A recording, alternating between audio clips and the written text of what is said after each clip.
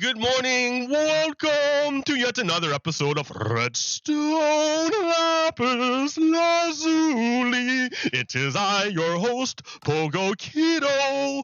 Hello, peace, hello. Good morning, welcome. Yay. Hey, I'm here. You know what? I wanted to try a brand new world. So I think I started a brand new world.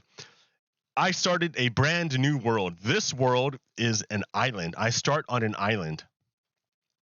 And on this island is a giant mountain. And halfway up the mountain is a ruined nether portal. And I have one piece of obsidian. I should have put it in there. But yeah. And I need to start a new world here. Well, I am going to start a new world here. Just because I wanted to try something different. I wanted to see what it's like to start from the beginning. So here I am. I have all the stuff that came out of my box plus like this thing. That's nice. And this is an island. I live on an island. It's a big island. I haven't checked it out because I don't have a base. And I'm trying to find a place to start my first house. The day is like midday, so I need to be quick. I spent half the time. You spawn up in the mountains. I spawn up in the mountains. So I spent like half the time getting down the mountain, just down here, just to come down here. Hey, I'm going to get this. Can I get this coal? I can. Hey, I'm going to get coal while I can. Yeah, I'm going to just like start a house. It's a brand new world. It's a brand new world. And I think this is the lagoon. This down here is where I'm going to start. Hey, chicken. Ooh, I could, really, I should be eating chickens, like everything I can right in the beginning. Because I have no food or anything. I have an axe? Yeah.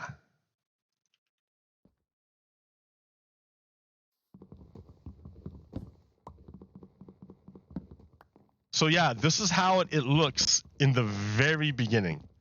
I start with nothing. I'm literally, what I'm holding is what came in a box and like other random stuff that fell through. Hey, this looks like a good place to start a farm or a house. So I'm gathering wood because why not? I mean, wood's useful for many things. So yeah. It's a brand new world. I just I wanted to try something. I don't know. I just wanted to start over. Not necessarily start over, but start fresh. I was like bogged down by the weight of everything on that other world. There was it was really heavy. It was super heavy. And I was getting bogged down by it, I think. The heaviness of it. So I think if I started a new world, it's not happening. Okay, I can leave room. Like if I start a new world, maybe I can, like, new forms will be expressed instead of being tied down by the old forms. Anyways, so hey, I'm trying to figure out where to start my house. This looks nice, right? Because it's like right on the ocean. It's not too high off the cliff. So the drowned aren't going to bother me.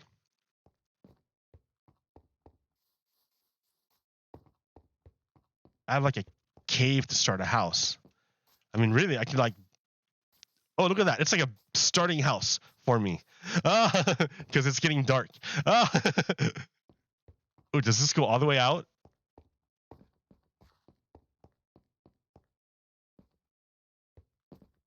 It's just like a nice little start. Yeah, I like this, like here. I mean,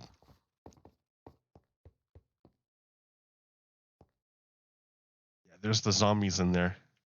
Here, you know what? It's gonna get dark. I need to go someplace safe, and I don't have one. So I like that. Oh, here, sheep.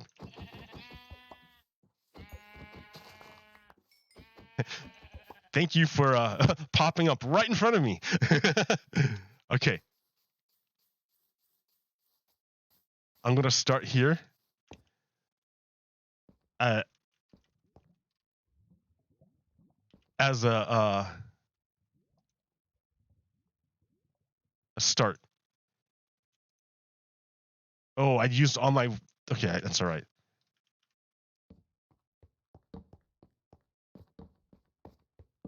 Hey, this is like great. A great place to start. That's a little scary.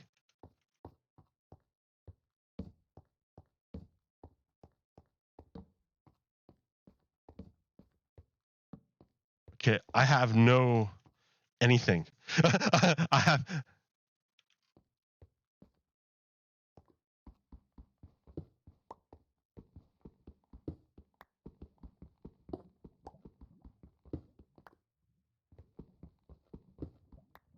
I want to block this wall off.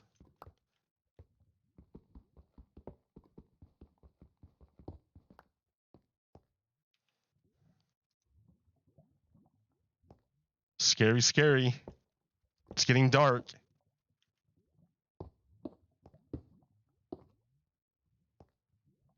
I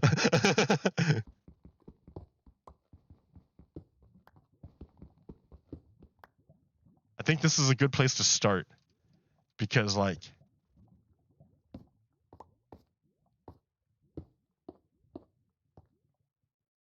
I have access to the water, but no monsters are gonna get in,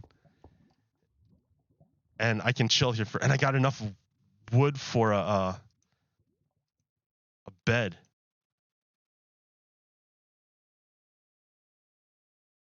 Happy day for me. Happy day for me. Oh, happy evening. Happy evening for me. Check it out. Oh, thank you, sheep. Bed is too far away. Okay.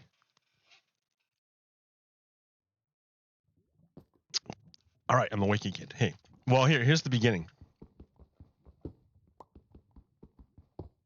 Hey, look, a horse.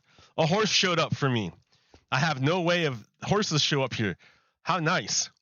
What a great place to start my house, right? What a nice place.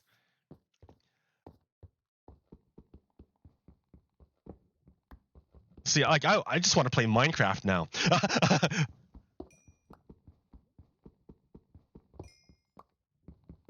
Because now the world is brand new. It's got all sorts of possibilities in it. Like,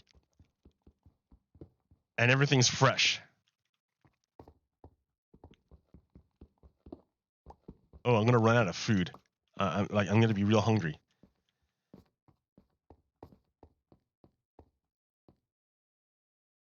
Do I have enough? No, I need to keep.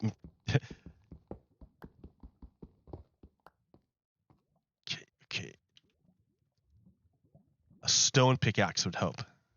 There we go. Oh yeah, much better.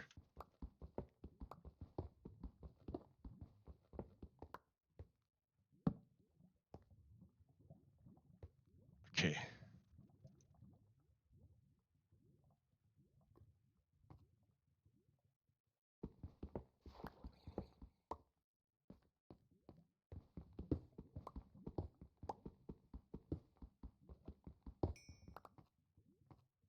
Primitive, maybe.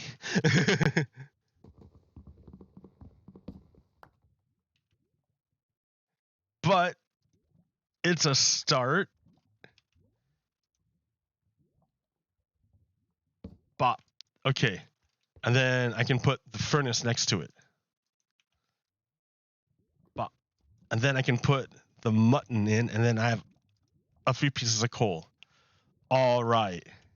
This up here scares me. Let me just poke it a bit. Yeah. It all collapsed.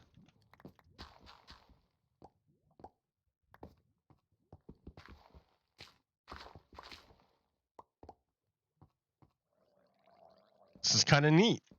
I dig it.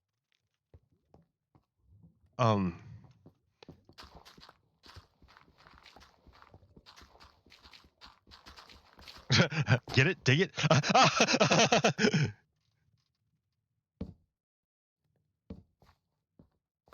I don't know what I need all this. I don't need all this gravel. In fact, it's good. Oh yeah, and my shovel is almost dead. How funny. Okay, but I got a little room here. Ooh, can I make a door? Yeah, I can make a door. Let's make a door, dude. That way you don't have to like hang out. Oh wait, no, I need wood. Okay.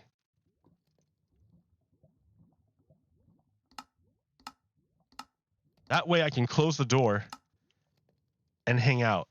Come on, where's my door?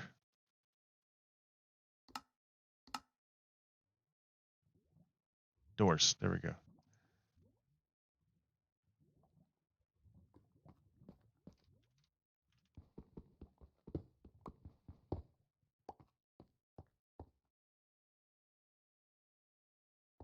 See, this is like the beginning of Minecraft. This is what it's like.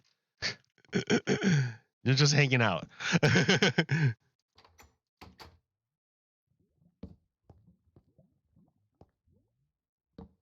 because you have to worry about the night. Like, I have no protection. I have no gear. I have nothing.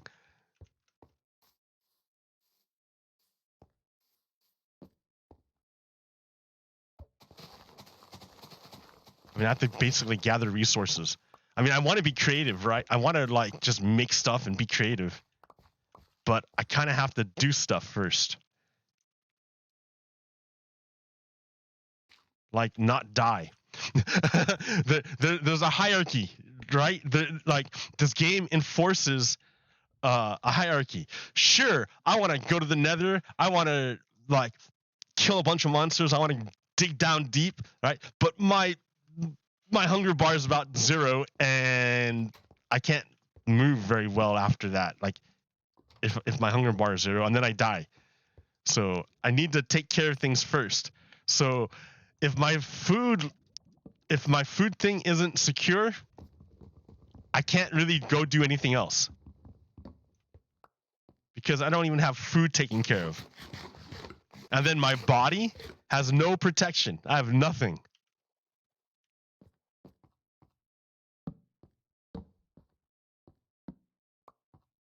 So there's like Minecraft not only teaches is about like creativity and stuff, but when you play survival, you also have to balance it out with material conditions.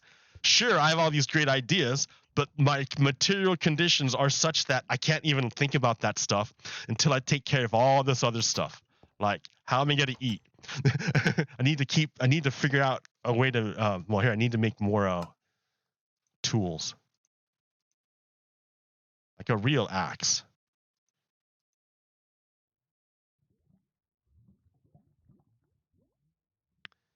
And then I'm going to need a place to keep all my stuff because I got too much stuff. Oh my gosh. And so it just like compounds. But that's just like the real world too. I mean, you can't expect people to be all that worried about whatever if they can't take care of their own basic needs. Their own basic needs are going to override all of their brain activity. They won't be able to think of anything else until those basic needs are taken care of.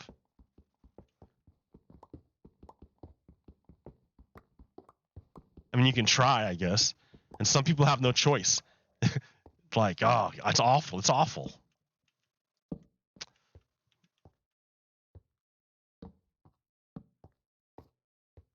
Okay, we don't need to hold the jungle tree, that. Don't need that. Hey, I have bread. I had no idea. Okay, excellent. Don't need to hold that. Don't need that. The flint and steel, not yet. Hey, potatoes. Oh, I can plant them. Ha ha ha. Great. See, look at that.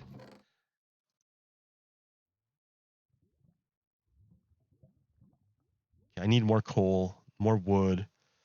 Look at that fish. I can eat that fish. I can eat this fish.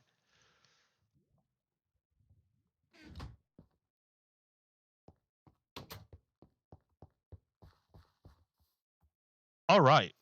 Well, here, let me chill here for a bit. How long have I been playing? 15 minutes on a brand new world? And like, I just got started on this. And look how much of this island there is left to explore. I came from over there. I came down and walked along the coast to come to this point. I haven't been around to the other side yet. And the half-finished nether gate is over there. So I can make it, once I establish myself here, I can make a trail over to that nether gate and try to get it to work again. And I can head into the nether, and then I can get into the good stuff. Or I can just hang out here, and then, see, look at that, down there is the start of my base. I think I can turn this hunk of rock into like a massive base. I kind of like it as a start of a base. Because I have water on that side for crops or whatever, and then I have the ocean. Yay! And if I want to be really cool, I could like dig a channel out, but that's a lot of work. I don't think I want to do that. But anyways, yeah, let's talk about stuff. Oh boy, is there stuff to talk about. I mean, I guess I can play Minecraft while I talk about this, but then I can't show slides. And then it becomes hard for me to talk about stuff. Look how dark it is in here. Okay. Like, you know what? Could I? Oh yeah, iron.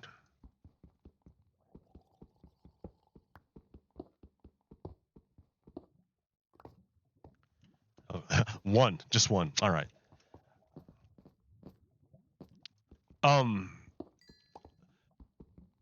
Okay. The first thing I'm going to talk about is this conversation I had with the person. I was having this conversation, and in this conversation, she was saying that, oh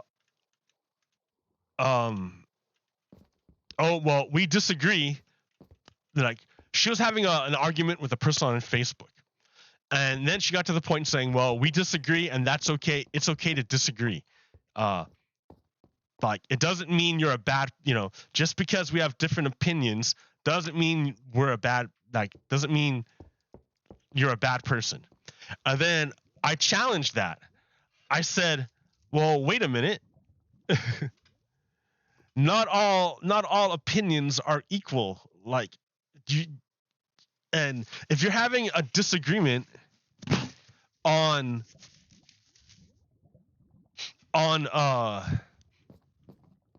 like what your favorite color is or the best flavor of ice cream, yeah, someone's not evil or someone's not wrong for having a different opinion. To say like a different flavor of ice cream is better than the flavor of ice cream you prefer. Like, that's okay, right? But there are things in which your opinion can be objectively wrong. Objectively wrong. An objectively wrong opinion. It's not just an opinion. Now it's like it has consequences. So an example of this, I said, was, but this person was like, no, people could have different opinions, and that doesn't make them bad people. And I tried to explain to them, no, you have to understand, there is an objective reality. Like, you can have an opinion that's wrong, and that opinion makes you a bad person. It's possible. It's not all like, let's all be hunky, like, friends and stuff. Some people have the wrong opinion. It happens.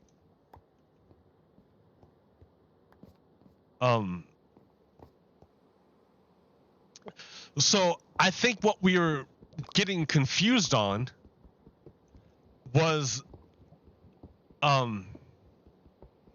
how we produce, like what is the stuff that I'm even talking about? Opinion and stuff. Like, I don't, like, we're getting into philosophy here. Basic philosophy. And if we're moving into a situation in which we are engaged in hybrid warfare, Americans are going to have to understand basic philosophy, basic ways of thinking. And it will help them to distinguish between misinformation, disinformation, bad information, and good information. And in a hybrid warfare, it's all about like information.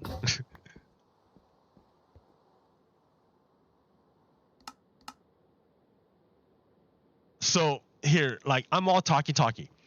So in philosophy, there's two fancy ways of talking about knowing. Like when you say you know something, well, what does that mean? I know something. What does that mean to know something? So in philosophy, they break it down into half. They break it into two pieces. They say there's ontology and there's epistemology. And you're like, what? What? Yeah. Okay. So ontology is what do you know? And epistemology is how do you know what you know? It's one thing to know, but it's another thing to say, how do you know that you know? And not a lot of people look into the how do you know that you know part. They just know. But they don't look into the how do you know. And if they don't look into the how do you know part, then they're easily tricked.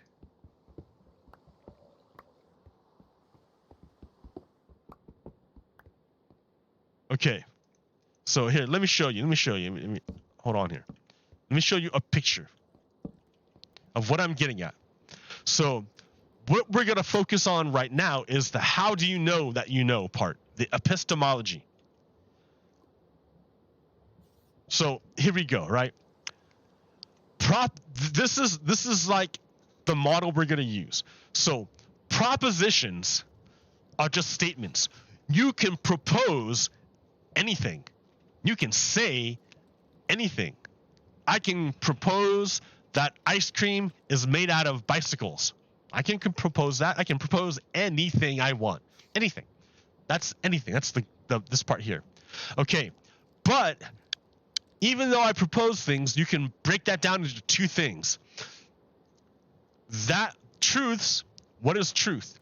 Truth is that which is. It's there regardless. You can it's what's there. That's what's there. Truth is that's what's there. Belief is what anything, right? Anything you believe. Anything at all. You can believe anything you want. Just like you can propose anything you want. You can propose anything you want and you can believe anything you want. Sometimes what you believe and the truth overlap. So you believe something and you point to something that is true, and so you use that to strengthen your belief, but it is not actually the way it is. So you have a poorly justified true belief. You believe it, but for the wrong reasons. You believe it and it's true, but you believe it for the wrong reason. Knowledge is when your belief is also the true thing. So it starts off way out here, propositions, way out there. Anything can be proposed. But just because you can propose anything doesn't mean it's true, because what's true is what's true. That which is, and that which isn't. Okay, so you can propose anything, and you can believe anything. It doesn't matter.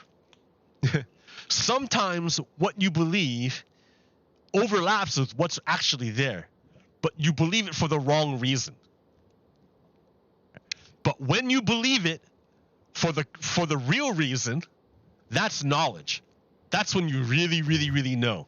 So I mean, that's a bunch of stuff, right? Let me try to break it down, make it a little more down to earth here. So we're gonna like put stuff in for the model. So you can propose anything. So I'm gonna propose the tooth fairy. I'm going to propose that there's a magical fairy that loves the fallen teeth of little children. And if little children put their fallen teeth, the belief is that the tooth fairy is real. That if little children put their the teeth that fall out, if they put that under the pillow at night and they fall asleep, when they wake up in the morning, the tooth fairy will have come and magically in the night transformed that tooth into money. And the children are like, oh, really? Wow. They really believe it. So, and why do they believe it? Because when they put money or the tooth under the pillow, there becomes money. So they believe the tooth fairy is real because when they put money under when they put their tooth under the pillow, there's money the next morning. So they believe it, and it's true, right? The tooth fairy is real because the tooth fairy is mom or your parent, whoever is the tooth fairy in your life, right? But mom is real. That's true. The truth is mom is real. The proposition is the tooth fairy, and the belief is the tooth fairy is real. The truth is mom is real. The kids believe that the tooth fairy is real because when they put money under the pillow or when they put the tooth under the pillow, they find money. So they think that must be the tooth fairy. But knowledge is knowing the tooth fairy is mom. Yes, there's money under the pillow because mom put it there. Yes, the tooth fairy is real because mom is real and mom is the tooth fairy. Oh, I should have put spoiler warnings on. Sorry anyone who didn't know. Sorry. But yeah, spoiler warning, mom is the tooth fairy. So if people understand how this model, how this works, then it will help them clean out what they believe. A lot of people believe a lot of BS. And a lot of BS, and a lot of people believe a lot of BS. And sometimes they can point to some real life stuff to justify their BS. But just because they can point to real life stuff to justify their BS doesn't mean their BS is true. That's not knowledge. It's not real. They can point to real life stuff to justify their BS, but it doesn't make it real. Like kids can point to money under their pillow and say, look, the tooth fairy is real. But everyone knows, no, true, there's money under your pillow, true, but that doesn't mean the tooth fairy is real. It means mom is real. And mom put that under the pillow. It means mom is the tooth fairy. Epistemology. How do you know that you know? How do you know that you know?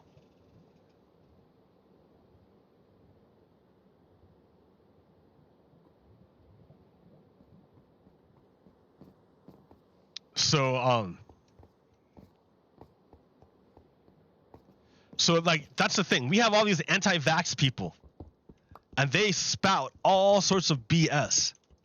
But when you ask them, and they know what they're talking about, they really know what they're talking about. But when you ask them, how do you know that you know? They point to a bunch of BS, which should tell them that they don't really know. But because they don't understand epistemology, they don't get it. They don't understand that you have to look at your sources.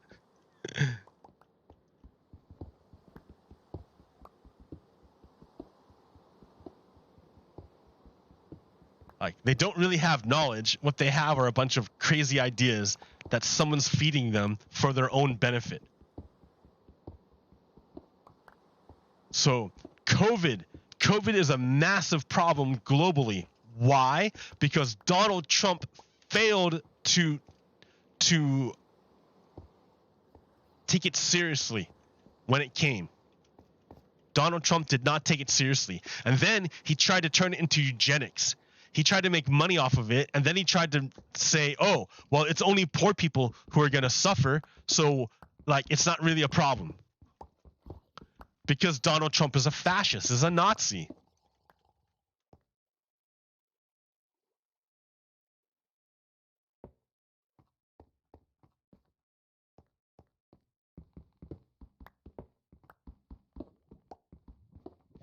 So all these anti-vax, I mean, the truth is the vaccine works. It works great. It works fantastic. If you get the vaccine and you're boosted, your chances of dying are dropped to a whole bunch, dropped a lot. You may still die, it's possible, but your chances are like way smaller. It's the same thing as like riding a roller coaster. Sure, you can ride a roller coaster and not wear the safety harness. Sure, you can do that. Maybe you could hold on and maybe you won't fly out. Maybe, sure, you can do it. But your chances of not falling out are a lot better if you put the harness on.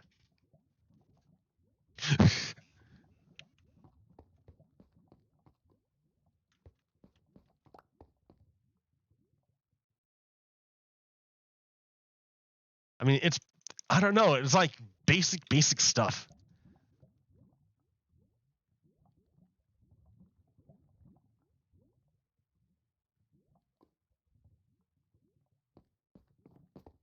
You know, I should probably go dig for iron so I have like, ooh, creeper. Ooh, I have a sword now. Creeper, get back in the water. Blow up in the water. Go ahead, do it. Yeah. When they blow up in the water, all the creeper damage is negated. That would have killed me, but... Okay, so I need iron. I need to dig down.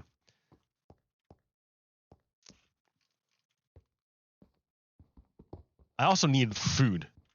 So, like, let's not forget that. Oh, hey! Ah! That's awesome! Never dig straight down.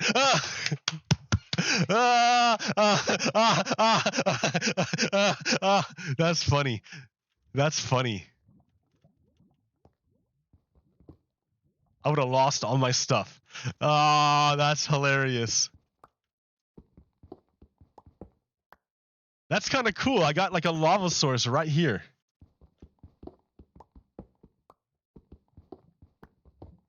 I didn't know it would.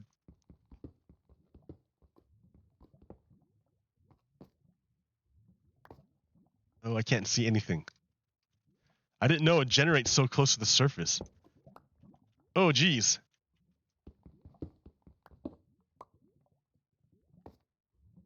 Oh, it's just a little chamber.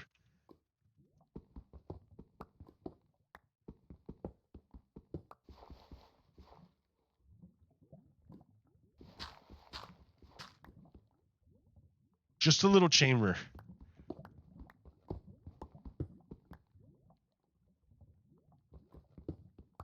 Well, that's kind of neat. That's good. I can, if I need lava now, I can have it right here. I don't have to go down deep for it. Oh, hey, this is a fuel source. As soon as I find more iron, I can get buckets and use the lava instead of coal to cook things. Hey, that's a good idea. It's a lot of lava. Nice. Good. Right by my base. Careful. But I'm looking for iron. Iron!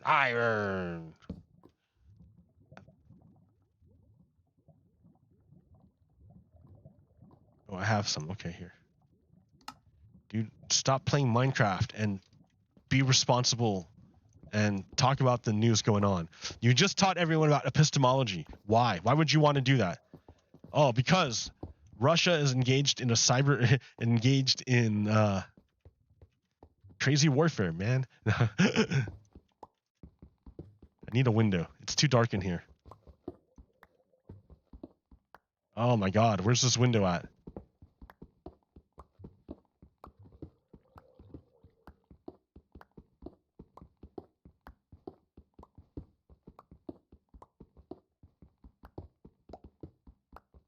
Is there seriously? I thought I was like right by the ocean. Like, look, it's right here, dude. What's going on?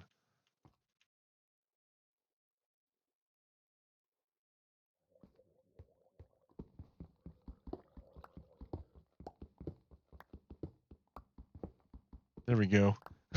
Light.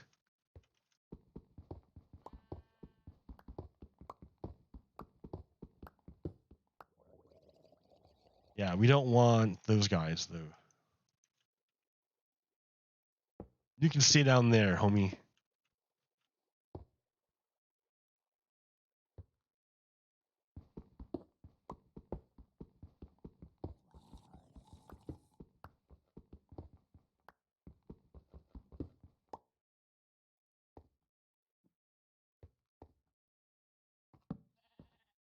I need to block this off.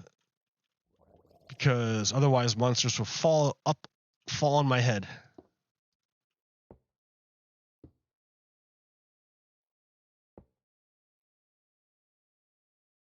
Monsters falling on my head.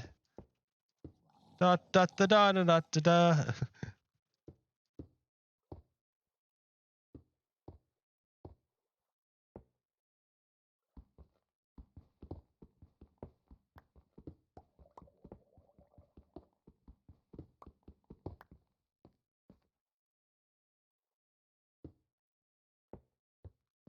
Okay, hey, look at that. Now I've got a nice view. Not just a little cave, dark cave anymore.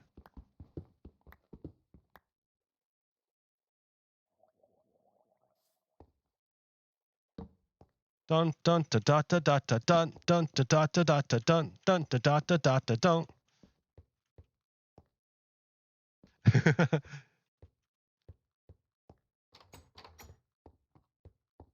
It's a nice place to start.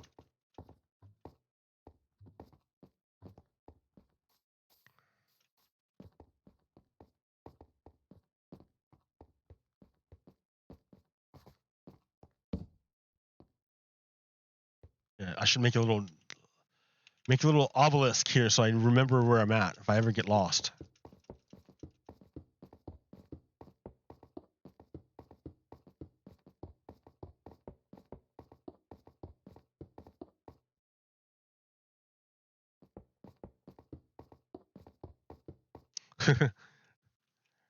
Oh, this looks good.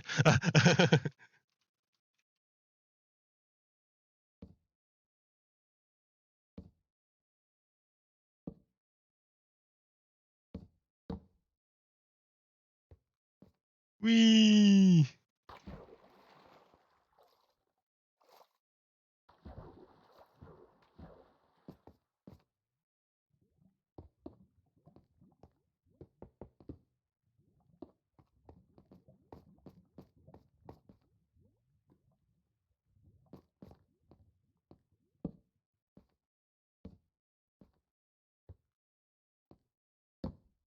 Oh, that's kind of neat.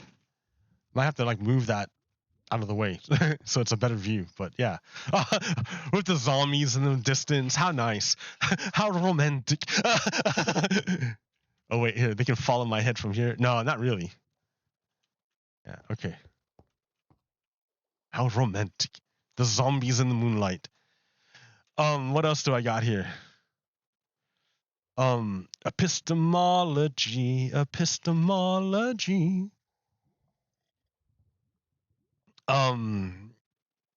Okay. I think we need to update our models. Oh wait, yeah, close the door, dude. That's we need to update our models. I think we're I don't know if all of us need to. I need to update my models. Yeah, who's this we? Here, let me close this. That's scary. What do you have that lava just hanging there for?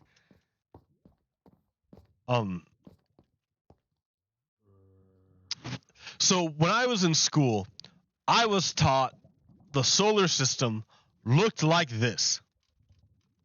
It was a big disk, and the sun was in the center, and all the planets went around the sun, and it was just like that. And that was it.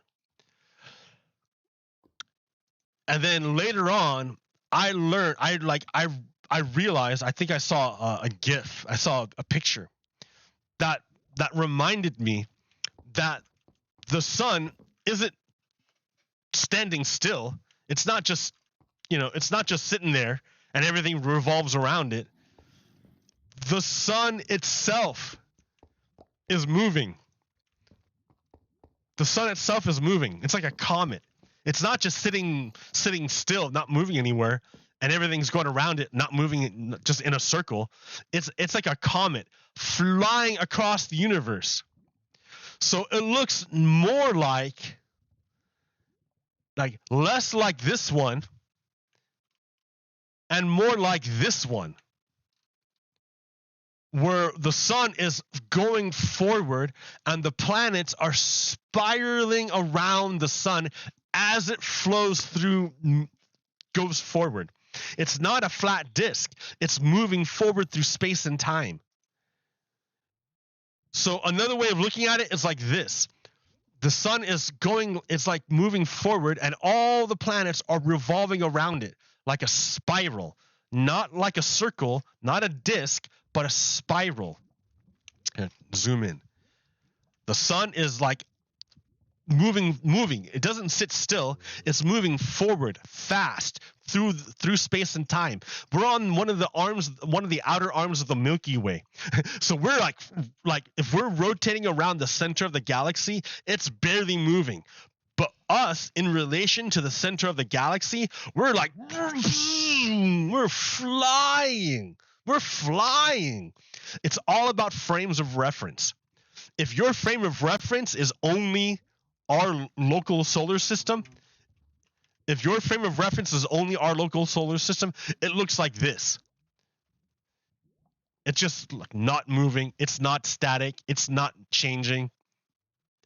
But if you put it in relation to the center of the Milky Way galaxy and realize where we are in relation to the center of the galaxy, we're flying. We're flying through space and time, like super, super fast. It's all about your frame of reference. So yeah, the sun is like a comet, and all the planets are like revolving around it, and they're all like flying behind it as it's going through space and time.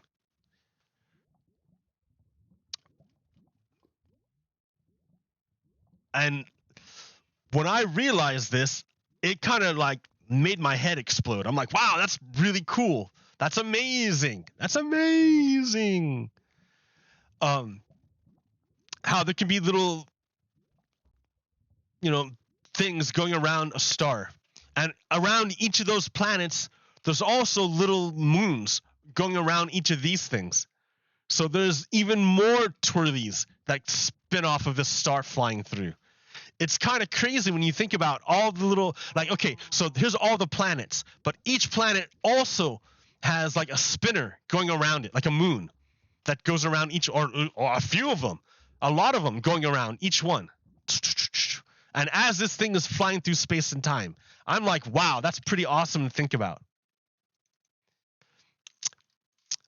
And then I thought, hey, do you know about superstring theory? So they're trying to unify the standard model of physics with quantum physics, like general relativity with quantum physics. They can't do it right now. They're having a hard time doing it because general relativity works great at describing planets and stuff. It works awesome. Okay. And quantum mechanics works great at describing little tiny things like quarks and atoms and things. But for some reason, these two ideas, they can't connect. There's a disconnect somewhere between these two things. And they're trying to unify them to make it so it's a one whole theory of everything. One way they try to unify it is with something called string theory.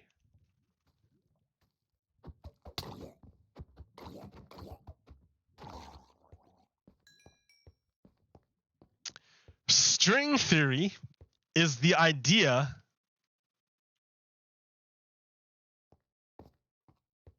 how do I just have to block it off. String theory is the idea that everything in the universe is made up of strings. Either the strings are like a string, or the string makes a loop. And when it makes a loop, and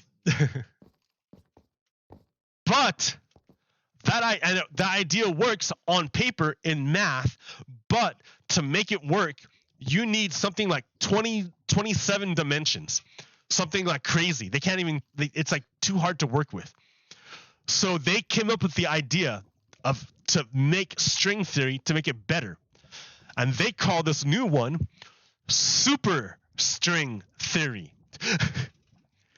And the way super string theory works is that you either have a string that makes a line, or you have a loop.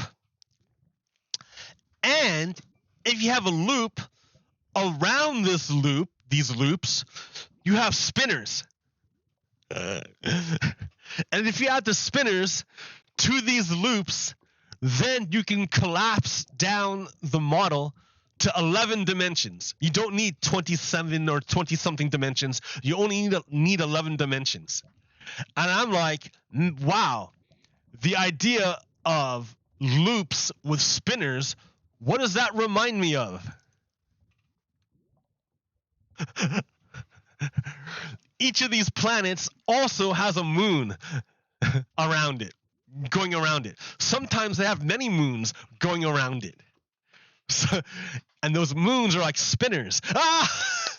And I'm like, wow, that's kind of cool.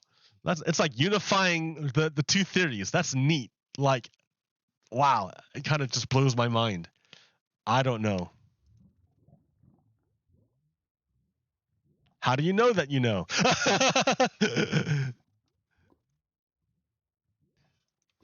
Okay. There's a lot of stuff I want to like. There's a lot of stuff. So, okay, I want to keep going with. Let me keep going with the funny science stuff.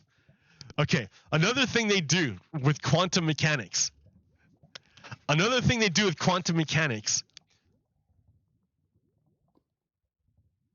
Is they say, okay, wait, before I get there, do you know about the light cone? Okay, before I go even there.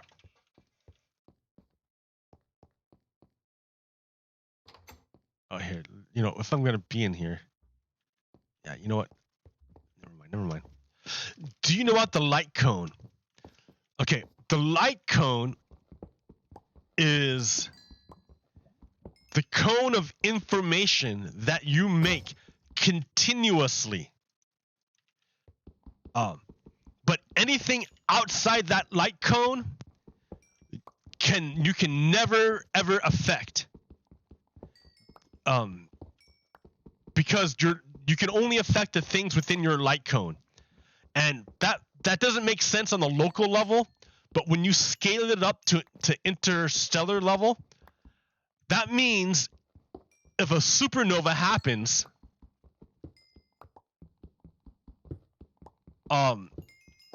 so far away that the light never reaches us, then it doesn't matter. It can never affect us. It doesn't matter.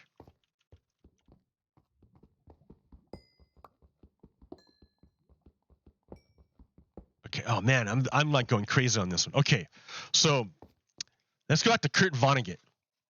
Did I save that? Yeah, right here. So I looked up Slaughterhouse-5. That's where I got that's where the idea of like time worms came from. Time stuff came from. And so this is the aliens who took the dude, Billy Pilgrim. So the philosophy is that oh no. The philosophy is that things are and always will be, and there's nothing that can change them. Things happen because they were always destined to happen. All time is time. It does not change. It simply is. Okay, so the way that the aliens are talking about time to them is like an object, is a thing. because they live in Vonnegut says the fourth dimension, but the fourth dimension is time. So it's more like the fifth dimension. Ooh, cows. I need the food. Hi, cows. Oh, that's a baby cow. Yeah, I can't kill you. You're not gonna have to give me food yet. Okay, so to them, time is space-time is a thing. Time is a thing.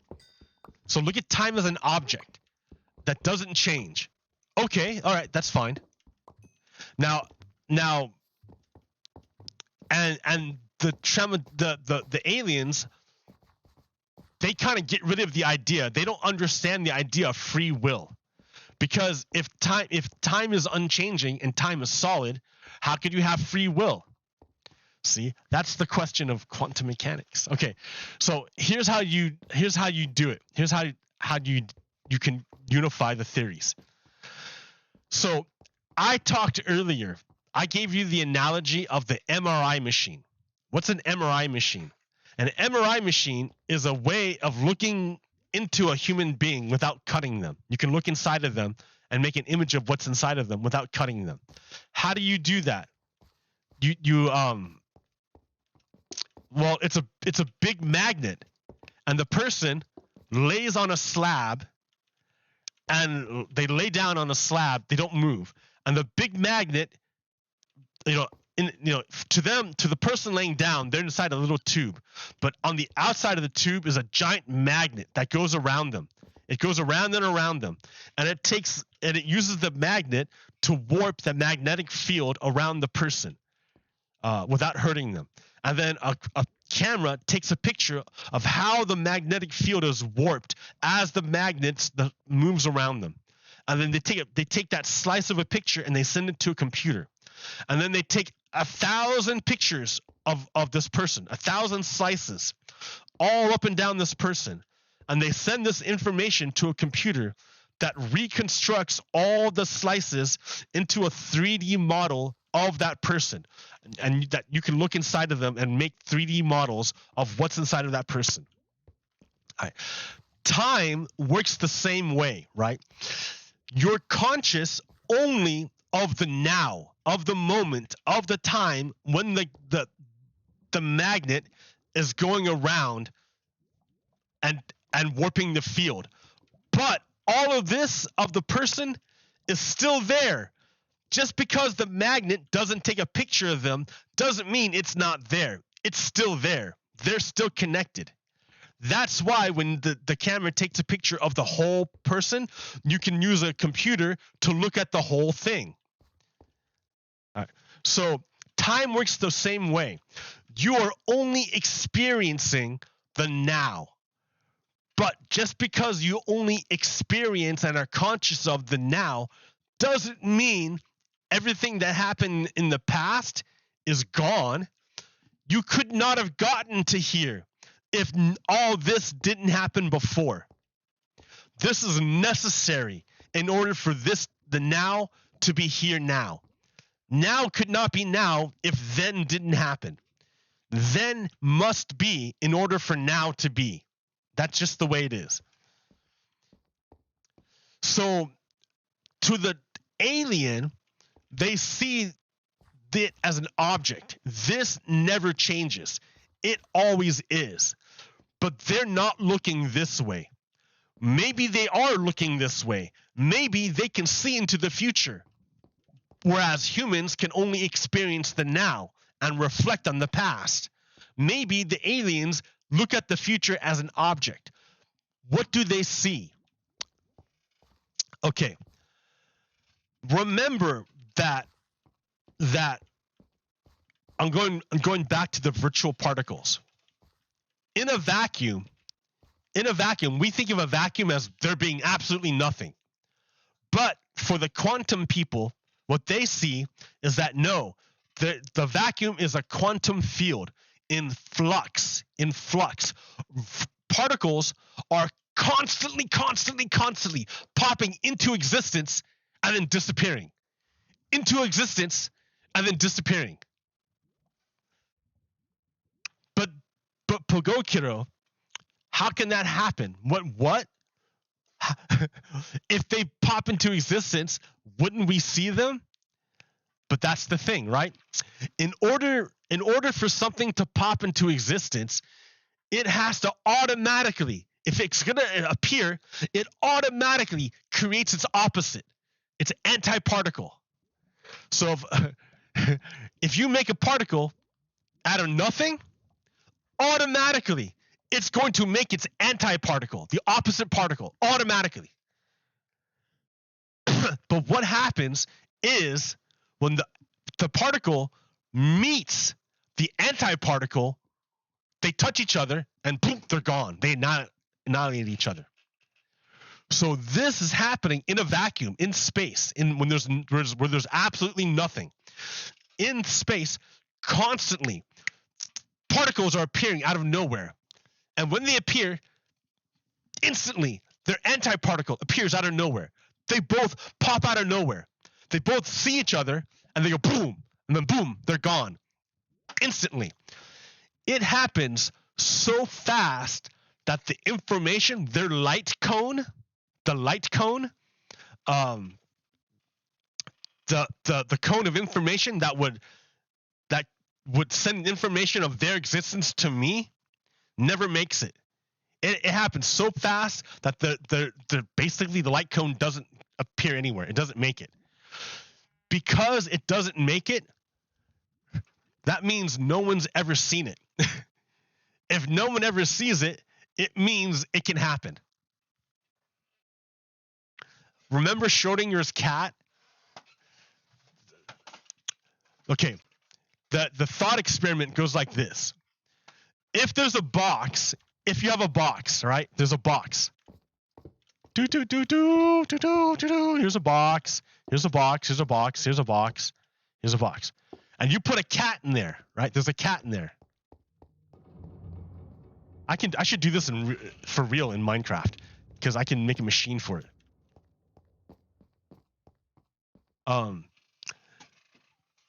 There's a box here, right? I put a cat in there, and there's a cat in the box, and in the box with the cat, there's a machine and a vial of cyanide. And the machine has a 50-50 chance of breaking the bottle of cyanide, which will kill the cat after a certain amount of time. But we don't know. We don't know if it happened or not. We don't know. The only way we can know is if we look inside.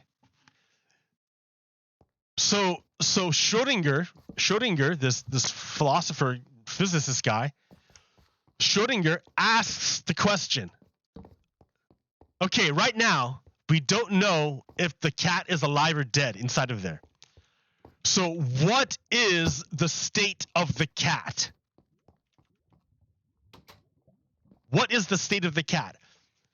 Is the cat alive or is the cat dead?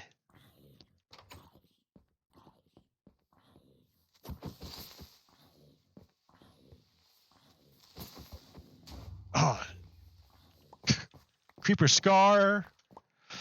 And Schrodinger says, as long as we don't look inside, the cat is both alive and dead at the same time. What? Yes. The cat is alive and the cat is dead at the same time.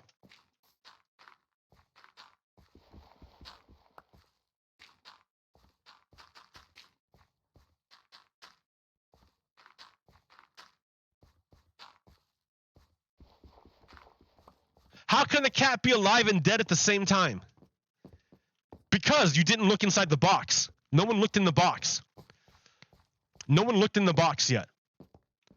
So that means the quantum wave function of the cat, because no one looked at it, the cat is in a state of quantum flux. It has not been observed. By observing it, by looking at it, you collapse the wave function and it becomes something. Until you look at it, it is in a cloud of probability. It's floating. It's in a cloud of probability. Until you observe it, it's in a cloud of probability. So the future is a cloud of probability. It could be anything. It could be anything.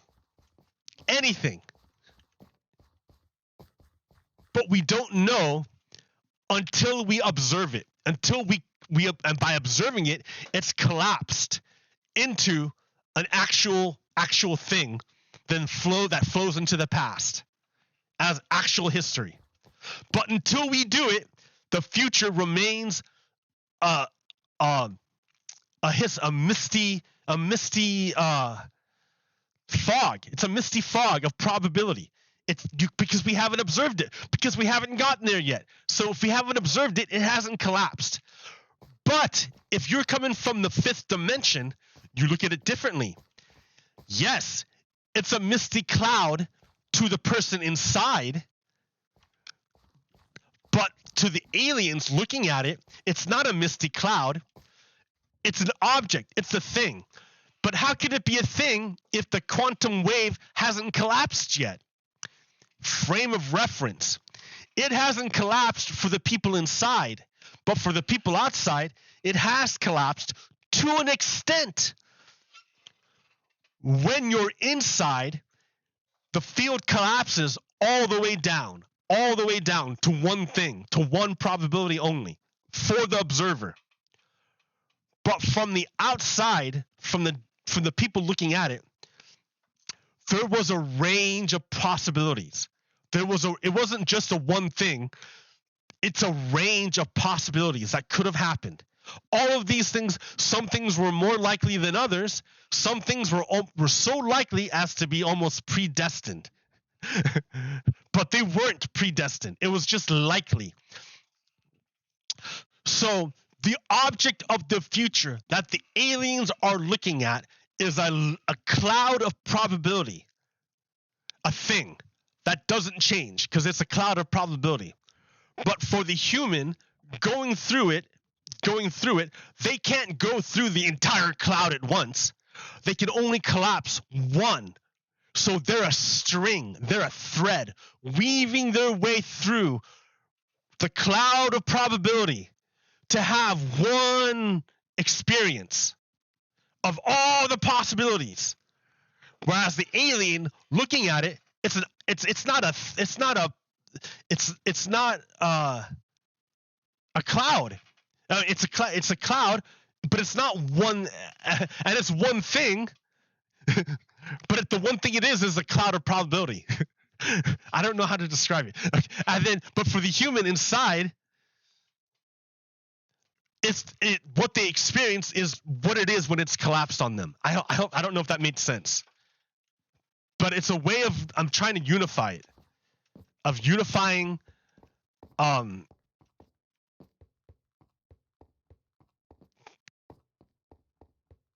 idea that time is an object with the idea of free will. Because for the human still has free. Time can be an object that never changes. But the human still has free will because the human chooses how they move through that time. They don't. Just because it's probable doesn't mean it's actual. Until that waveform collapses, until that human experiences it. Just because it's probable doesn't mean it's actual until it happens. So humans can do like things that are like not probable, improbable. They can activate improbability drives.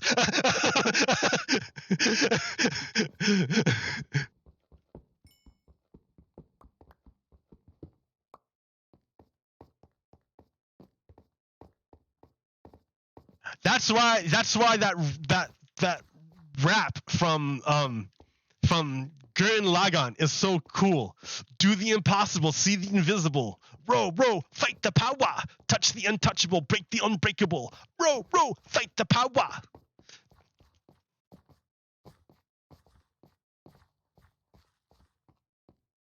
Oh, I'm out of food. I've been running around just being silly. Ooh, I'm gonna go kill the sheep. Mutton! I need to play like Twitch where I just play Minecraft and not talk so much. Cause like I haven't advanced at all in Minecraft. Like I don't have a fishing rod, I have like nothing.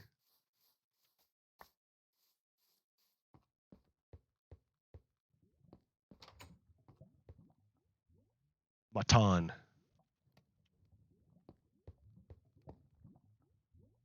The spiral. The spiral! Okay, so let's get into more stuff. That was fun. I like that. Oh, see, I don't want to talk about resilience until I don't want to talk about resilience until I didn't bring the article. There was an article I read about the Ukraine crisis, about how Russia is going to. Well, it's not the Ukraine crisis; it's the Russia crisis, because Russia, Putin is the one threatening or causing all the problems. Ukraine wouldn't have a crisis if it wasn't for Russia. So let's call it what it is. It's the Putin crisis. So Putin,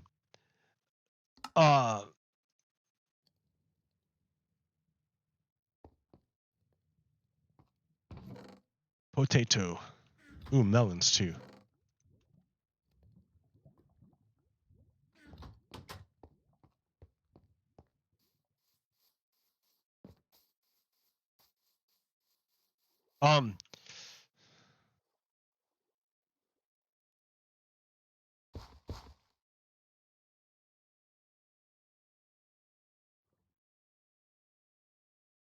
Plant potatoes. There we go. Okay. Sugar cane.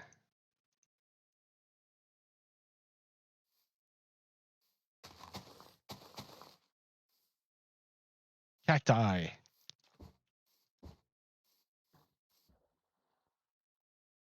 Watermelon.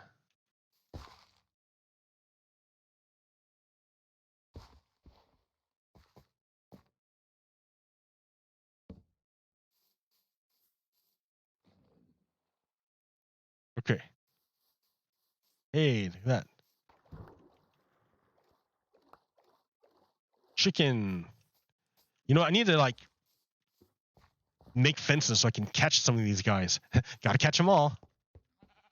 I mean, it's nice that they show up so I can kill them all over and over again, but that won't always be the case. It's not sustainable.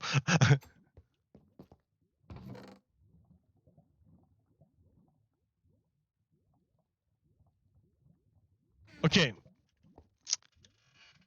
Where was I going with this? So what's happened so far? In 2014, Russia put its troops in non-uniform clothes and attacked the eastern part of Ukraine and took over this whole part, and then put its military all along the edge here, all around, and Russia overthrew the democracy of Belarus and installed a puppet. Kazakhstan was protesting against its corrupt president, and Putin invaded Kazakhstan with Russian troops to quell the protests against the corrupt Putin puppet there. Putin invaded Georgia down here and took over all these countries over here. Chechnya wants to be a free nation, but Putin murdered a whole bunch of Muslims there. So, like, Russia is acting like a bad neighbor. It's invading a lot of its neighbors. It's invaded Belarus, Ukraine, Georgia, Kazakhstan, like, and it's causing problems with Poland. Like, it's just being a jerk. another map of Russian deployments. So here's Ukraine. They've already taken over this part of the country. They've got forces all along these edges. So Russia has all these military forces all around Ukraine, and they're saying, you know what? Russia's like, you know what, NATO, you're too popular, NATO. Everyone wants to join you, NATO. We don't like you, NATO. We don't want people to join you, NATO. Stop being so popular, NATO. Russia doesn't understand, why would people want to join NATO when they invade, when Russia invades their neighbors and takes over all sorts of stuff that's not theirs.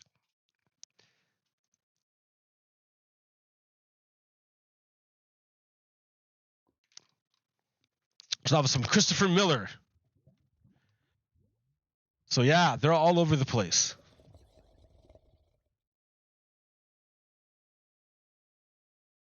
So, okay, and then but then you think, Pogokiro, why should we Westerners, why should we care about what's going on in Ukraine? How does this connect back to what's going on here with us here in the United States or in Canada or in the West? What does this have to do with us? Well, beyond the fact that Ukrainians, deserve to have freedom, they deserve to be able to choose their own destiny. They deserve that. They shouldn't be the subjects of Putin because Putin wants them. If they want to be free, we should help them be free. Like, humans deserve to be free. The natural state of humans is to be free. And Putin takes away human freedom for his own selfish good. So beyond the moral clarity of helping humans who want to be free, because it's clear that's what you do. When humans want to be free, you help them be free. So beyond that, the way it connects back to the United States is that the idea of Putin's idea is not compatible with the idea that free humans want to express. Humans want to express freedom and dignity.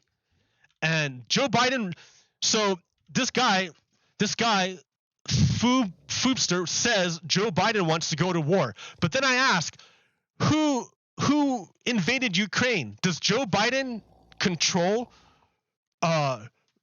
Western or Russian forces? Did you think that is Joe Biden commanding the Russian forces to invade Ukraine? Is Foobster telling me that Putin takes orders from Biden? So Biden called up Putin and said, "Hey Putin, I want you to invade Ukraine, so that would give me pretext to invade you to what? USA doesn't want to invade Ukraine. USA doesn't want to invade Russia. Nobody wants to invade Russia.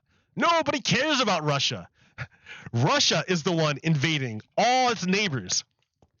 Russia is the one killing its neighbors. So unless you're telling me that Joe Biden controls the Russian military, I'm saying Mr. Foobster doesn't know what he's talking about. And that's unfortunate. You should listen. You should get caught up on stuff. So let me tell you how this affects us, though, right? Because you would think, well, what do we care about what happens in Ukraine? Well, this isn't just about Ukraine. This is about democracy versus oligarchy. Remember, I told you earlier that Putin doesn't want to look weak because he's having a hard time controlling his people. As you know, Russia hasn't been doing too good. Putin has been in control for 20 years, and the population of Russia has been declining. The longer Putin is in control of Russia, the less people live in Russia because they die. Because the way Putin leads is terrible. So yeah, Putin is pushing for a war because he's trying to look very, very strong to his own people. His own people are already protesting against him, and Putin needs to repress his own people because they don't like him. So I agree that Joe Biden's pretty tough, right? Joe Biden, I like Joe Biden. I think Joe Biden has done really well in shepherding and helping the West coalesce as a bloc to support Ukraine. Let Ukraine do and be whatever they want to be. And Putin, he's threatening war to stop Ukraine. So I think Joe Biden's done pretty good. I've had criticisms about Joe Biden before, but I think he's done really, really well in managing the Russia crisis. I think he's done well. But we can see that the reason why Putin has invaded Georgia, Kazakhstan, Ukraine, and Belarus is because his own people are turning against him. He's tried super hard and he can't do it. He can't. So he needs an external war to keep his people happy, to keep power. When you're a dictator like Putin, you can't retire. There's no way of transferring power. That's why he's been dictator for 20 years, because Putin can't retire. If he retires, someone's going to kill him. Another mobster who has more ambition and who is more cutthroat than Putin is going to kill Putin and take his place. When you live in a dictatorship, when you establish a like Putin has done, he can't retire. That's why Putin is pushing to do more and more desperate things to hold on to power. He's threatening a war with the West because he has no other way of getting concessions. And it backfired. He's going to have to back down and tell his people, oh, look, I made the West go away. Look what I've done.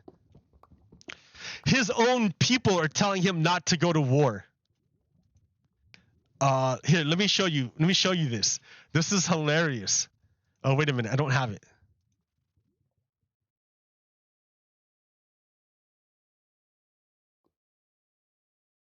Yeah, his own people are telling him not to go to war. It's pretty funny. Okay, so how does this connect us? So Putin wants to destroy democracy. He wants to poison democracy. So he sends his spies over to the United States in order to mess with democracy. Do you remember Maria Butina? Maria Butina. She was a Russian spy. She used her charms to manipulate Republican men into doing whatever she wanted, because Republican men loved her. So they would do whatever they wanted for her. Republican men betrayed the United States to help this woman who is a Russian spy. One of the men who betrayed the United States to help this Russian spy was Paul Erickson. He's one of them. But the other one was Patrick Byron. Who's Patrick Byron? Well, they were dating. Patrick Byron and Maria Butina, the Russian spy, they were dating. And Trump had a meeting in the Oval Office on December 18th, 2020, in order to plan the overthrow of the United States. And who was there? Patrick Byron. And he told Sidney Powell to bring her a draft executive order that would let them seize the voting machines across the country. So Donald Trump was having a meeting to overthrow the United States, and he was gonna, and then this dude here, Patrick Byron, was gonna get a document that said to take away all the voting machines, because he is working with this Russian spy to overthrow the United States.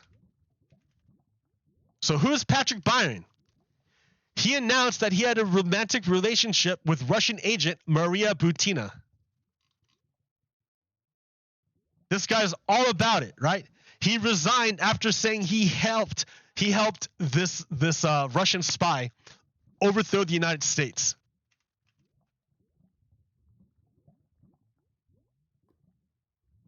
Patrick Byron, the pro-Trump former Overstock CEO, admits funneling cash to his ex-lover, Maria Butina, the glamorous spy expected to be elected in Russia's parliament. So she came to the United States. She manipulated a bunch of lonely Republican men. They gave her money. She went back to Russia and is running for office there. That's why what happens in Ukraine matters, because Russia will continue to attack us here in the United States.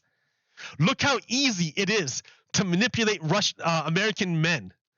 Look how easy that was for this spy to get into the Republican Party and mess up the Republican Party for Russia. This woman took over the Republican Party for Russia. That's why Republicans are torn about Ukraine, because half of them are on Team Putin. So you think, well, what are you talking about? What are you talking about, these Russian spies? Dude, I've been around. So one experience I have, I don't know if this was actually a honeypot, but I was on the JET program, and we were at the end of the year party. At the end of the whatever party. I was gonna leave pretty soon. It was like Christmas-ish. Maybe it was Christmas. I don't remember. I'm trying to remember when it was, but it was right before I left. And at this party, there's always, there's all the foreigners that were there, the usual foreigners. But there was one foreigner I'd never seen before. It was a Russian woman. And we danced. And after the dance, like after we were dancing, like, I don't know, it was kind of like ending up. And I didn't I was dumb, right? I was stupid. Like, I didn't understand how the mechanics worked out of how you work out love hotels and stuff. And how you take a woman out, like, and take her to a love hotel. I don't really know how to do that. So after this party's over, and we had been dancing, like super sexy dancing, like I think she expected me to take her to a love hotel, but I didn't know how to do that, and I thought for me to do something like that would be presumptuous of me, like, oh, I was expecting sex or something. Maybe I think that's what she wanted, but I was too stupid to understand that. So she like got really mad at me, and then wouldn't talk to me anymore. And I never saw her again. All right. Then I went on a trip to China. I went on a backpacking trip through China, and along my trip, I stopped in the city of Xi'an. And when I was in Xi'an, I was at a hostel. Let me get my pictures here.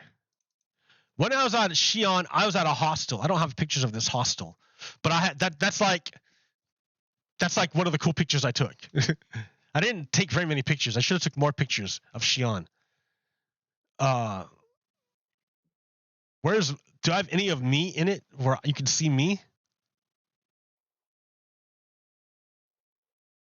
Is this all Xi'an? Yeah, it's Xi'an. That's me in Xi'an. Okay, while I was at that hostel, I met a Chinese woman and a Russian woman who were really, really friendly, and I never understood why. Oh, wait a minute, wrong way. But we went around places. I also met this Irish guy. He was cool. So this is us at a mosque in China, in Xi'an. So they have Chinese mosques in Xi'an. It was cool. So there's that Chinese woman who I was hanging out with, and this Russian woman who hung out with us. I don't know why these two women hung out with us two guys. I don't know why, but they took us to this Muslim mosque, and they took us to a pagoda, like the oldest pagoda ever. Where'd it go? That pagoda, which is like an ancient pagoda in Xi'an. And I'm like, man, and then like, here's me, like, they dressed me up in like costume and took pictures. And then random Chinese people came in and took pictures with me. Random Chinese people came in to take pictures of me. I don't know why, but I look cool, dude. I liked it. I'm like, I look neat, nice. But I'm thinking, why is this random Chinese woman hanging out with me? Why is this random Russian woman hanging out with us? And I kind of figured it out. I'm like, why are these random Chinese women and random Russian women, why are they hanging out with me? Why? I don't understand it. Then when I was in Laos, I had a girlfriend. While I was in Laos, I had a girlfriend, like a Chinese girlfriend, but it was a weird relationship. I didn't pay her money, like, but it was like a weird relationship. I didn't understand it. I didn't know if we were dating or what. I don't know what kind of, but I'm like, then I started thinking, was she a prostitute? I'm like, no, I never gave her money. Like, but I didn't understand it. It took me years, and I finally, after all of this stuff, I started thinking, were those honeypots? Were they trying to like manipulate me or something, get me into something? Like, I don't know. Possible. Why else would random Russian women be really into me? Why else would random Chinese women be really into me? Other than they were agents.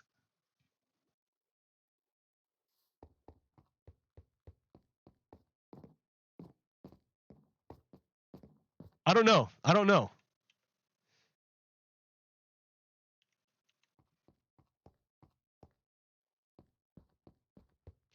So it's possible. Okay, other stuff. Now I've been going for like an hour and a half.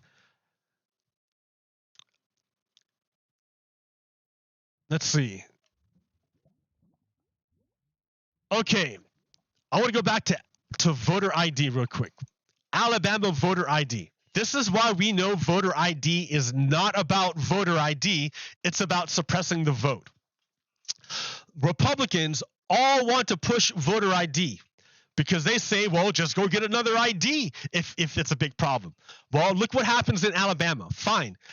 Fine. They pass a voter ID law, and then after Alabama put into effect a tougher voter ID law, the state shuttered 31 driver's license offices due to a budget crisis. The closures will cut off access to one of the few types of IDs accepted.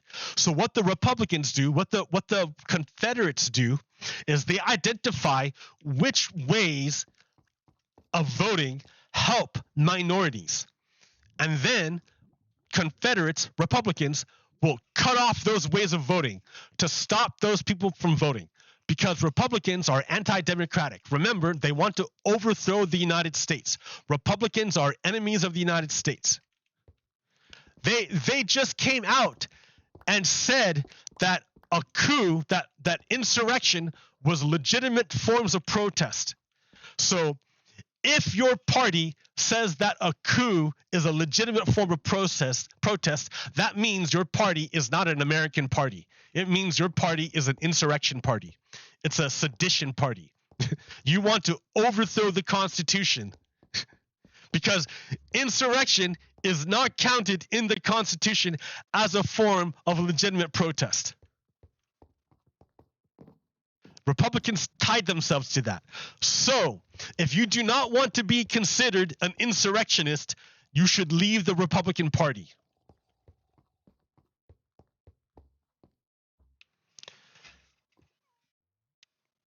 Another way of showing that we live in a white supremacist society is look at what happened in Minneapolis. The population in Minneapolis, the black population in Minneapolis is only 19%. The people in the police department of Minneapolis, the black people in Minneapolis, is only 9%. So less people in the police department for black people that are in the population. But the people arrested, the majority are black people, even though they're only 19% of the population. And the people killed by the police are the vast majority are black. So you look at this, how can you look at this and not see white supremacy? It's obvious. It's obvious white supremacy. It's obvious white supremacy. But you can't point to it and say only one or two people are racists. This shows the whole thing is racist. The whole thing is racist. It's systemic. It's systemic racism. It's racism built into the system. But if you talk about systemic racism, Republicans get angry. They don't want to talk about systemic racism. They don't want to believe it's real. They want you to pretend it's not there. Why? Because Republicans are white supremacists. They don't want to talk about white supremacy. They want white supremacy just to be the way it is. If you talk about it, then you start to expose it and start to challenge it. That's why they don't want to talk about white supremacy. So if you look at what happened, right? You know about what happened with Amir Locke. Amir Locke. Police in Minneapolis murdered Amir Locke. It wasn't an accident. It wasn't a collateral damage. It was murder. It was execution. It was execution. Did you not see the video? This was execution. They executed this man for no reason. For no reason. It's the same thing they did to George Floyd. The same thing they did to George Floyd, except with George Floyd, it was drawn out, whereas this one was quick. It was fast. So the police are totally corrupt. The police are absolutely illegitimate. The police are terrible. So let's look at what the police have done, right? The police, their enemy is the truth. Who else counts truth amongst their enemies? Fascists, white supremacists. So let's see let's look at what happened. First, let's look at the video. I want to watch this video. Trigger warning. You're going to see a video of someone getting murdered. Where'd it go?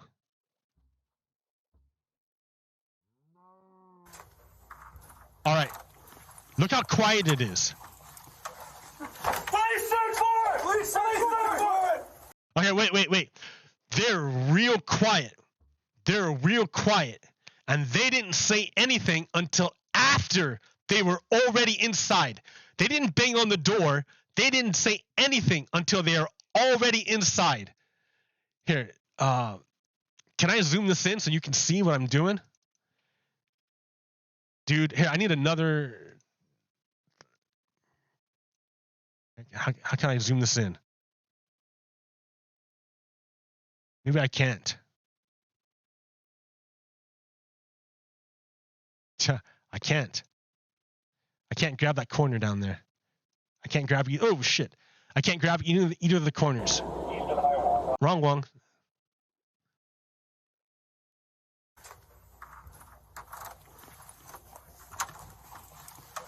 No, it doesn't change it. Please search for it! Please search for it! Please search. All right. They didn't announce themselves until they were already inside. They didn't say anything until they already inside. Watch. They won't say anything to the inside. Please search for it! Please search for it! The door was open already. Look at all those lights. Look at those lights in your eyes. Why do they shine lights in your eyes? So you can't see them. That's why police shine lights in your eyes, so you can't see them and you are disoriented. They shine lights in your eyes so you can't see them and you don't know what's going on. They shine lights in your eyes so you can't see them and you don't know what's going on. So he's asleep. He's asleep. They kick it. They shine lights in his face. He can't see what's happening. He has no idea what's happening. Lights are shining in his face. He can't see what's happening. He doesn't know what's happening. And then they fire him right away. Bop, bop, bop. That's an execution. That's an execution. The police executed him. They murdered him. But before we saw the video, before we saw the camera, what did the police say?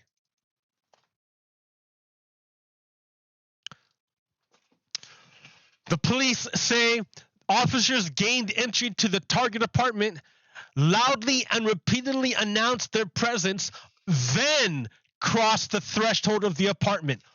No! They didn't announce themselves until they were already inside. You can't loudly and repeatedly announce yourself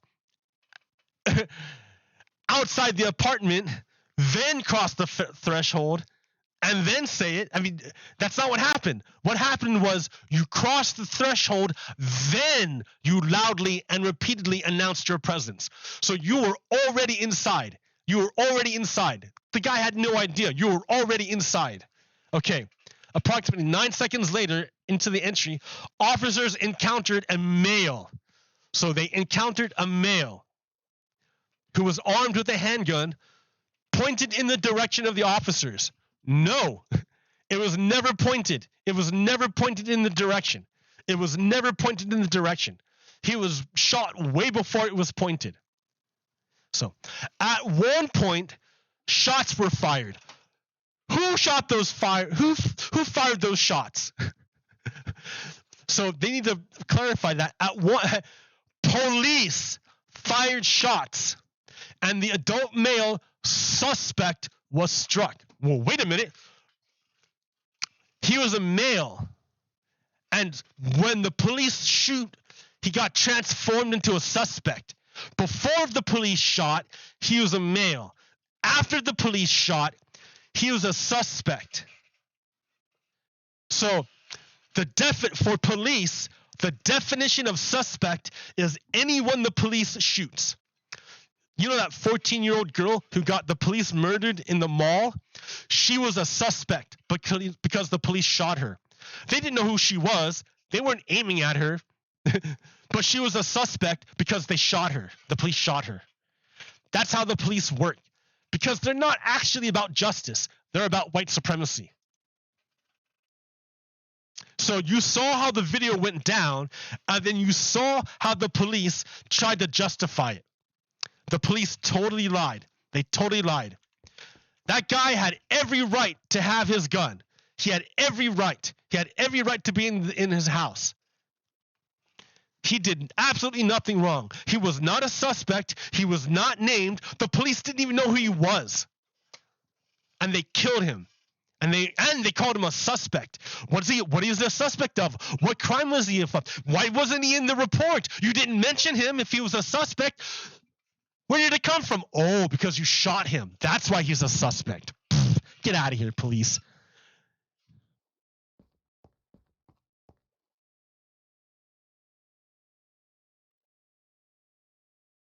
It's white supremacy. The police are enforcers of white supremacy. The police are enforcers of white supremacy.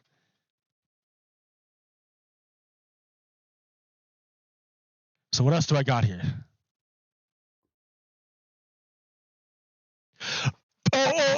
Okay. So you saw that, right? You saw how the police are enforcers of white supremacy. I can say that, right? I can say police are enforcers of white supremacy, but how do I show that it's? But then if I say that the police themselves are racist, that makes it too easy. No. This is systemic. It's systemic. It's not just one or two bad police officers.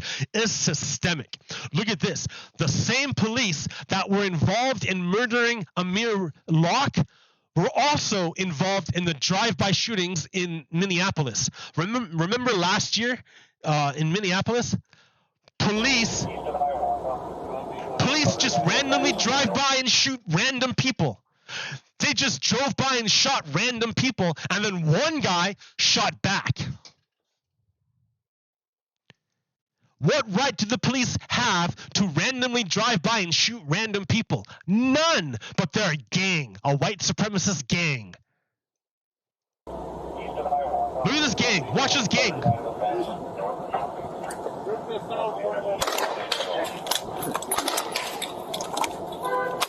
Go home. Just shooting random people. Group in the first and next one north. Group in the first and on the north. Go ahead.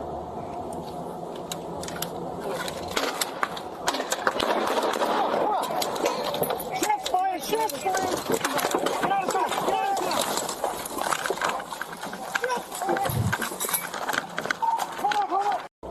Yeah, so they were going. So these police were going around doing drive-by shootings of random people. Somebody shot back at them. So the police jump out, right? Identify themselves as police. The guy who shot back at them sees them as police, lays down. The police come by, beat the shit out of him. The police are a gang. They are a white supremacist gang. Look at this lawless gang. The same people that did this killed Amir Locke. How do you reform that kind of thing? You cannot reform it. You cannot reform a systemic corruption like that. The only way you take care of that is you defund it. You take away its money, cut its budget in half, give that money back to the community.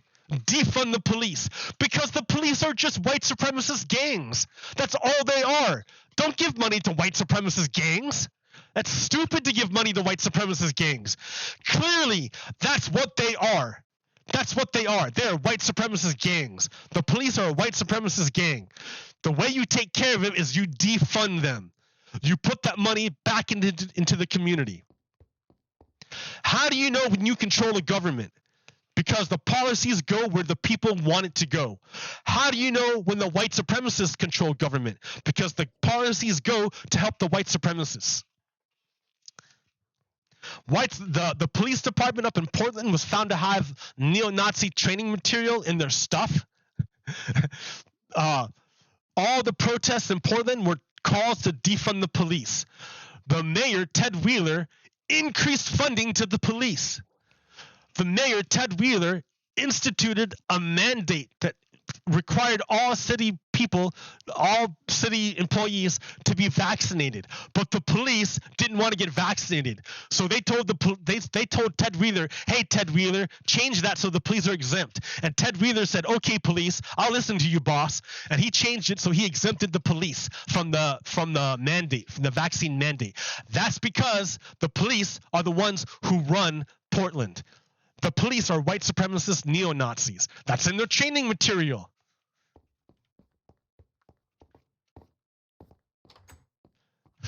Remember a couple days ago, I showed you that where I was like, oh, ha ha, funny, with the zodiacs, the constellations. Oh, where'd it go?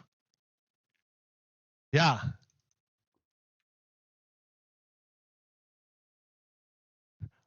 And the guy's like, looks like a fucking line to me. So over here, we have, okay, your police force murders random people, drives by and kills people, covers up all its killings, targets black people, works with Russian spies, uses neo-Nazi training materials. All these points relate together. Looks like a fucking white supremacist gang to me.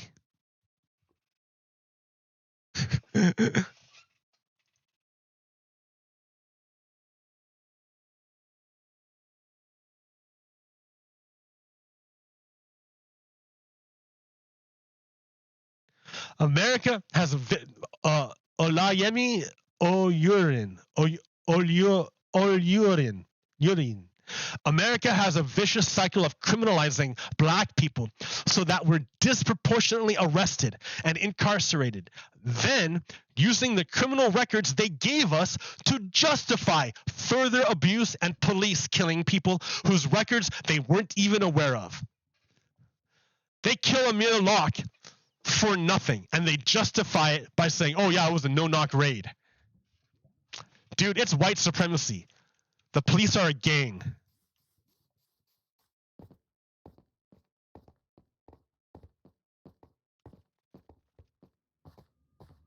So this month is Black History Month, and I've been pretty bad about it.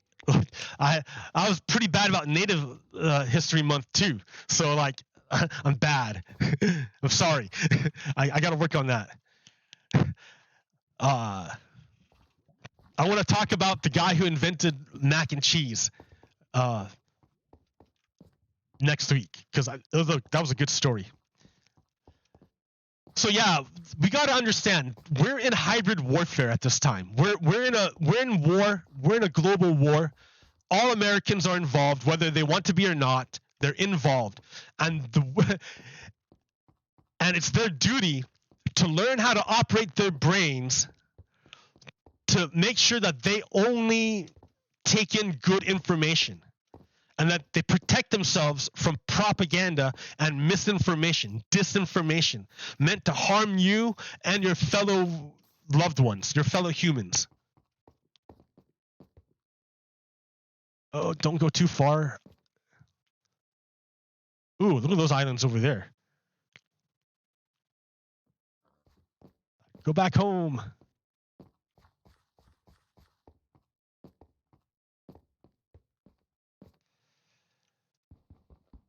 It's going to get crazier and crazier as we get closer and closer to Putin's deadline. Putin has to make a decision. He has to decide if he's going to invade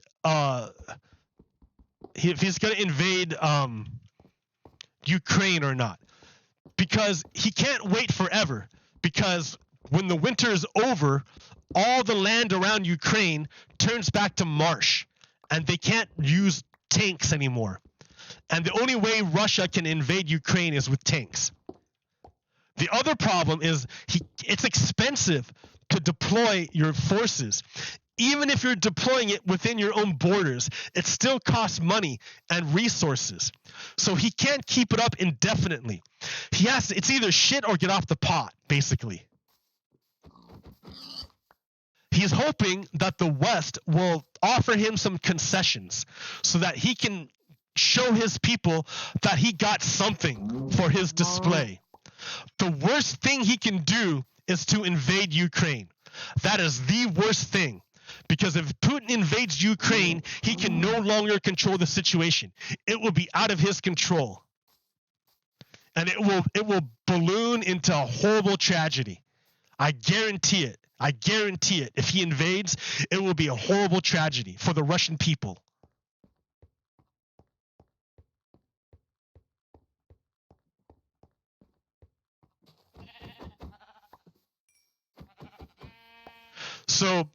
So in the meantime, while we're waiting for Putin to decide if he's going to invade or if he's going to back down, he's going to be attacking on the other front, the hybrid war front, which is the information front. So you're gonna see a lot of disinformation, misinformation. Make sure that you're using good epistemology to ensure that you really do know what you know when you know it.